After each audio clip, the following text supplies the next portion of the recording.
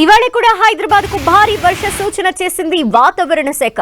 సాయంత్రం 4 గంటల నుంచి రాత్రి 10 గంటల వరకు మోస్తరు నుంచి భారీ వర్షం కురిసే అవకాశం ఉందని హెచ్చరించింది. రంగారెడ్డి, మెదక్, సంగారెడ్డి, కరీంనగర్, రాజన్న సిరిసిల్ల జిల్లాల్లోనూ వర్షాలు కురిసే ఛాన్స్ ఉందని తెలిపింది. ఉరుములు, మెరుపులతో కూడిన వర్షాలు కురిసే అవకాశం ఉందని ప్రకటించింది. గంటకు 40 కిలోమీటర్ల వేగంతో ఈదురుగాలులు వీచే ఛాన్స్ ఉందని హెచ్చరించింది.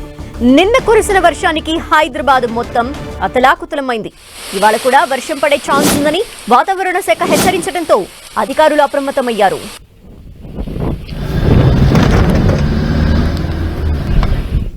మరింత అదనపు సమాచారం మా ప్రతినిధి కిరణ్ అడిగి తెలుసుకుందాం. కిరణ్, ధనలక్ష్మి, మరొకసారి తెలంగాణ వ్యాప్తంగా మోస్తారు నుంచి భారీ వర్షాలు కురిసే అవకాశం కనిపిస్తుంది. నిన్న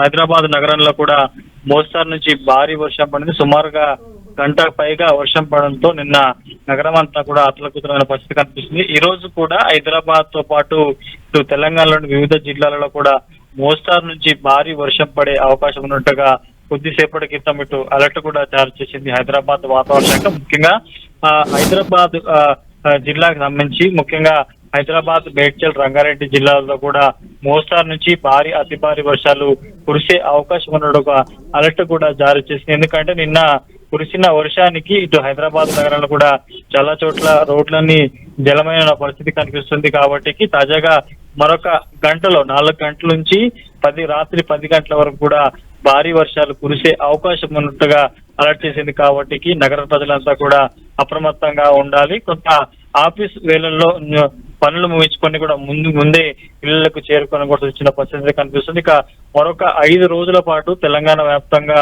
మోస్తారు నుంచి అతి భారీ వర్షాలు పడే అవకాశం ఉన్నట్టుగా ఇటు నిన్న హైదరాబాద్ వాతావరణ శాఖ అధికారులు కూడా చెప్పడం జరిగింది. కాబట్టి ఇక ఈ ఏడాది ఈ నెల చివరి నాటికి నైరుతి ఋతుపవనాలు కూడా కేరళ తాకే అవకాశం కనిపిస్తుంది. జూన్ మొదటి వారంలో కూడా అవి తెలంగాణలోకి ప్రవేశించే అవకాశం ఉంది. తర్వాత మెల్లగా విస్తరించే అవకాశం ఉంది. కాబట్టి ప్రస్తుతం ద్రోణి ప్రభావంతో కూడా తెలంగాణ అంతటా మోస్తారు నుంచి అతి భారీ వర్షాలు పడే అవకాశం ఉంటుంది. ముఖ్యంగా హైదరాబాద్ నగరానికి సంబంధించి కూడా ఒక అలర్ట్ అయితే జారీ చేసింది. మరొక 2 నుంచి 3 గంటలు అంటే సుమారుగా సాయంత్రం 4 గంటల నుంచి రాత్రి 10 గంటల వరకు కూడా మోస్తారు నుంచి అతి భారీ వర్షాలు, ఉరుములు, మెరుపులు ఎదురుగాల్చకుండా వర్షం పడే అవకాశం ఉన్నట్టుగా ఒక అలర్ట్ కూడా జారీ చేసింది. Dhanalakshmi, thank you Kiran. తెలంగాణలో ఇవాళ కూడా వానలు పడే అవకాశం ఉందని వాతావరణ శాఖ తెలిపింది. పలు చోట్ల ఉరుములు, మెరుపులతో కూడిన వానలు కురుస్తాయని ప్రకటించింది. పలు జిల్లాలకు ఎల్లో, ఆరెంజ్ అలర్ట్లు జారీ చేసింది.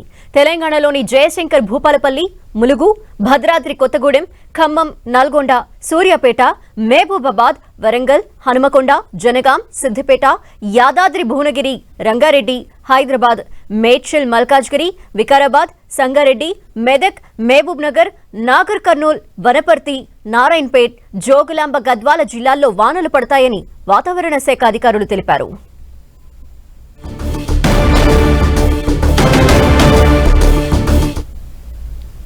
దక్షిణ తమిళనాడు నుంచి లక్షద్వీప్ వరకు కొనసాగుతున్న ద్రోణి కారణంగా ఏపీలో 3 రోజుల పాటు వర్షాలు కురుస్తాయని ఏపీ వాతావరణ శాఖ తెలిపింది. కోస్తా జిల్లాల్లో ఉరుములు, మెరుపులతో కూడిన వర్షాలు పడతాయని, ఈ నెల 19న అండమాన్ పరిసరాలకు నైరుతి రుతుపవనాలు విస్తరించనున్నాయి. ఈ నెల 31న నైరుతి రుతుపవనాలు కేరళకు తాకి జూన్ తొలివారంలో ఏపీలోకి ప్రవేశిస్తాయంటున్న వాతావరణ శాఖ అధికారిని సునందతో మా ప్రతినిధి ఫేస్ టు ఫేస్.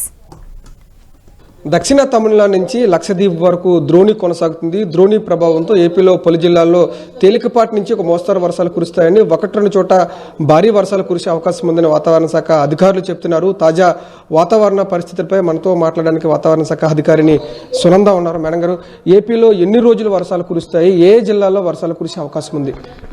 ఈ యొక్క వర్షపాతం అనేది ఎస్టర్డే నుంచి మొదలైంది. 16, 17, 18 కూడా ఉండే అవకాశం ఉంది. ఈ రోజు కూడాను అసలు చాలా ప్రాంతాల్లో కొంచెం తేలికపాటి వర్షాలు నమోదవడం జరిగింది. ఈవెన్ వైజాగ్, ఈ పరిసర ప్రాంతం అంతా కూడా వర్షపాతం వచ్చిన దాఖలాలు ఉన్నాయి.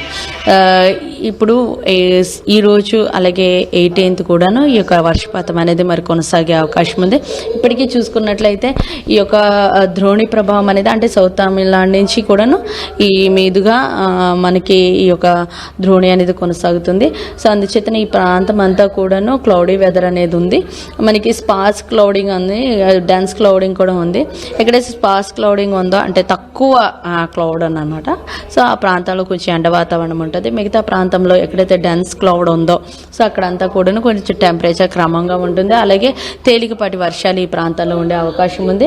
అలాగే రాయలసీమ, దక్షిణ ఆంధ్రాలో అలాగే రాయలసీమలో కూడాను చాలా ప్రాంతం అంతా కూడాను క్లౌడీగా ఉంది. సో ఈ రోజు కూడాను కొంచెం టెంపరేచర్స్ ఎస్టర్డేతో పోలిస్తే కొంచెం పెరిగే అవకాశం ఉంది. బట్ అంత కాదు, ఏవైనా సాధారణమైనటువంటి ఉష్ణోగ్రతలు అయితే నమోదవుతాయి. అలాగే రెయిన్ఫాల్ కూడాను సౌత్ కోస్టల్ ఆంధ్రప్రదేశ్లో కొన్ని ప్రాంతాల్లో తేలిక నుంచి మోస్తరు వర్షాలు ఉంటాయి. అలాగే 1 లేదా 2 చోట్ల మాత్రమే భారీ వర్షం ఉండడానికి అవకాశం ఉంది. రిమైనింగ్ ప్రాంతం అంతా కూడాను మేఘావృతం అయ్యి 1 లేదా 2 చోట్ల మాత్రమే తేలికపాటి వర్షాలు ఉండే అవకాశం ఉంది. ఉత్తరాంధ్రలో ముఖ్యంగా వాతావరణం ఏ విధంగా ఉండబోతుంది? ఉత్తరాంధ్రలో చాలా ప్రాంతం అంతా కూడా అంటే క్లౌడ్ వచ్చి వెళ్తూ ఉంటుంది, ఎండ వాతావరణం ఉంటుంది. ఎక్కడైతే క్లౌడ్ ఫ్రీ ఉంటుందో అక్కడ కొంచెం ఎండ తీవ్రత ఎక్కువ ఉంటుంది. సో అలా ఉండి కొంచెం ఉష్ణోగ్రతలు ఏమైనప్పటికీ సాధారణంగానే ఈ రోజు కూడా నమోదవడానికి అవకాశం ఉంటుంది.